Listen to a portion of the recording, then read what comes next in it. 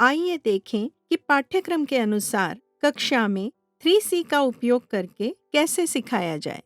यहाँ हम 5E model का उपयोग करते हैं। 5E क्या है? पहला E संलग्न चरण, हम इस चरण में बच्चों को शामिल करते हैं। दूसरा E एक्सप्लोर चरण है, अन्वेषण चरण। तीसरा E एक्सप्लेन, जहाँ हम समझाते हैं। अगला E एक्सपैंड विस्तृत चरण, यहाँ विस्तार होता है। पांचवा E इवैल्यूएशन मूल्यांकन चरण। अभी इसे हम आगे समझते हैं। पहला है संलग्न चरण, मतलब बच्चों को कैसे संलग्न किया जाए। जब भी हमें कुछ जानने की जरूरत होती है तो हमें उसमें दिलचस्पी लेने की जरूरत है ना?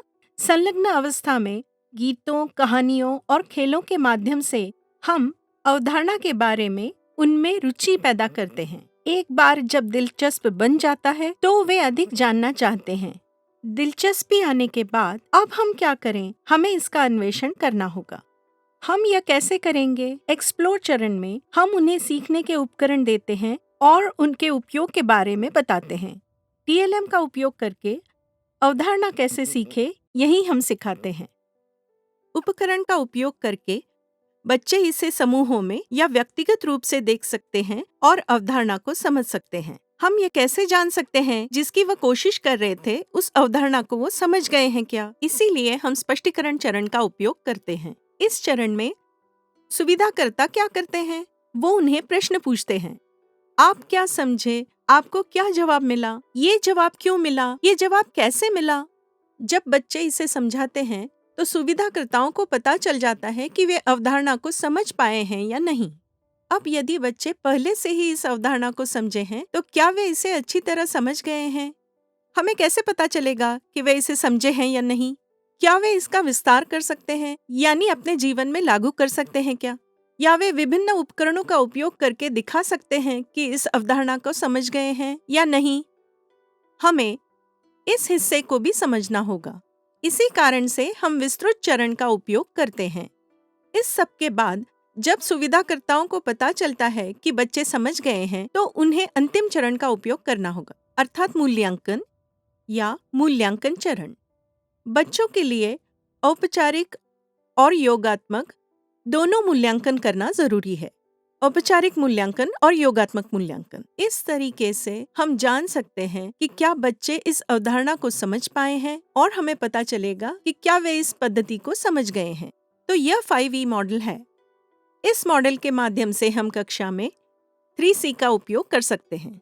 जब हम 5E मॉडल का उपयोग करते हैं तो बच्चे अपने आप कुछ करते हैं और सीखते हैं, और समूहों में वे एक दूसरे से सीखते हैं। इस प्रकार वो दो तरीकों से सीख सकते हैं।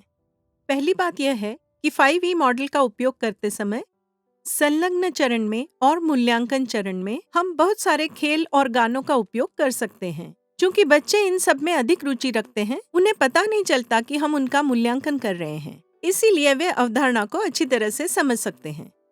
एक बात और है कि हम एक ही दिन में सभी 5E को पूरा नहीं कर सकते हैं, इसलिए सुविधाकर्ताओं को जानना होगा कि एक दिन में आप संलग्न और अन्वेषण कर सकते हैं, एक और दिन आप केवल अन्वेषण और व्याख्या कर सकते हैं। कभी 5E मॉडल को पूरा करने के लिए 5 या 6 दिन भी लग सकते हैं। 5E मॉडल का उपयोग करके हम जब अवधारणा को करते हैं और जब हमें लगता है कि बच्चे अच्छी तरह से समझ गए हैं, तभी हम अगली अवधारणा पर जा सकते हैं।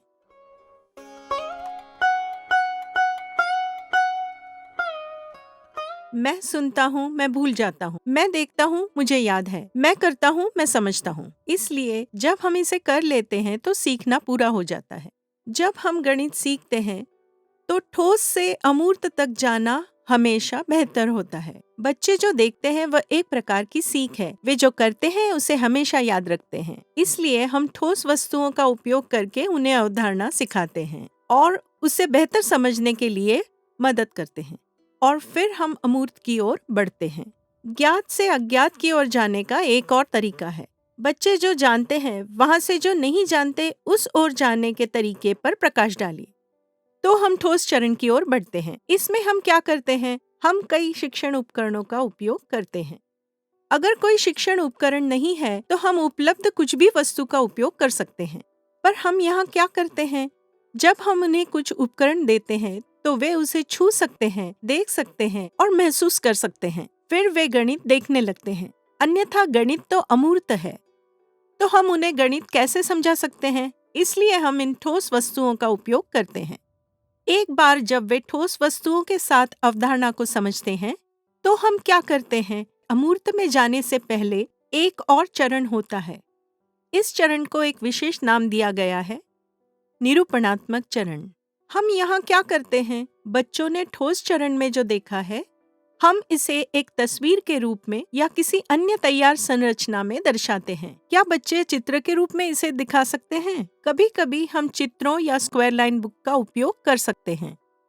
इसलिए इसका उपयोग करते हुए यदि वे यह दर्शाने में सक्षम हैं कि उन्होंने ठोस चरण में क्या सीखा है, तो वे अमूर्त स्तर पर जा सकते हैं। अमूर्त चरण में हम संख्याओं और प्रतीकों का उपयोग करके उन्हें गणित दिखाते हैं और समस्या को हल करते हैं।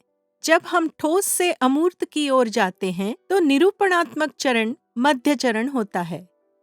तो CRA पद्धति में ठोस, निरूपणात्मक, अमूर्त है, जहाँ C मतलब कॉन्क्रीट, R मतलब रिप्रेजेंटेशनल और A मतलब एब्स्ट्रैक्ट। तो ठोस से अमूर्त तक जाना CRA का दृष्टिकोण है। यह एक निर्देशात्मक दृष्टिकोण है। ये पढ़ाने का तरीका है।